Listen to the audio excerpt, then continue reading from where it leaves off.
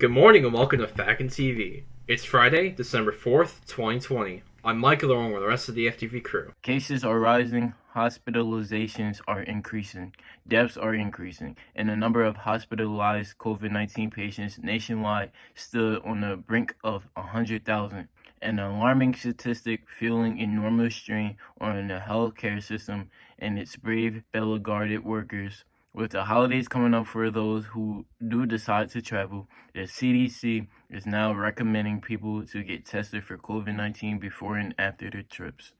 And when it comes to transportation, and when it comes to travel, the Department of Transportation announced it will revise rules around flying with emotional support animals and will no longer consider them to be service animals, which are required by law to be allowed to fly with passengers on commercial airlines. The revised Air Carrier Access Act rules define that a service animal as a dog that is individually trained to do work for or perform tasks for a benefit of a person with a disability. The DOT notes that it is no longer considered an emotional support animal to be a service animal, paving the way for airlines to ban them if they do not fit established rules about pets.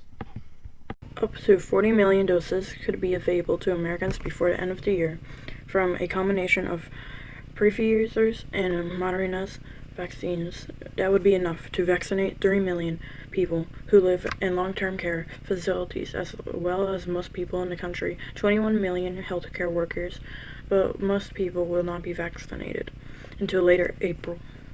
On the green front, it's been 5 years since the adoption of the Paris Agreement, but the world is still far from meeting its climate goals. A report released by the UN says the world isn't doing nearly enough to rein in fossil fuel production to the level that needed to halt catastrophic levels of global warming.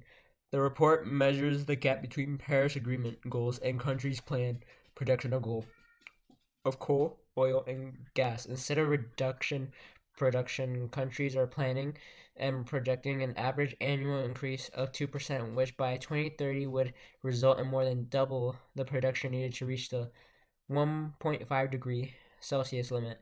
The U.S. formally withdrew from the Paris Agreement in November, but President-elect Joe Biden has said the U.S. would rejoin the accord on his first day in office. A lab-grown meat product received the world's first regulatory approval, as food safety officials in Singapore cleared up the way for the sale of cultured chicken, made by U.S. startup Eat Just. The product, real chicken made from animal cells grown in a controlled environment, aims to provide meat in a sustainable and ethically produced way. And unlike plant-based alternatives from other companies like Beyond Meat or Impossible Foods, it's the real deal. The company plans to launch its Chicken Bites product, first in restaurants in Singapore with the goal to expand directly to customers. While plant-based products have taken hold of the U.S., lab-grown products are still in their early stages of development and aren't sold yet in the United States. The CDC says the recommended quarantine time after COVID-19 exposure may be shortened to 7 or 10 days, down from 14. The Math Club is having a virtual club meeting on Tuesday, December 8th at 3:15 p.m. They will be using the Meet link on their Math Club Google Classroom.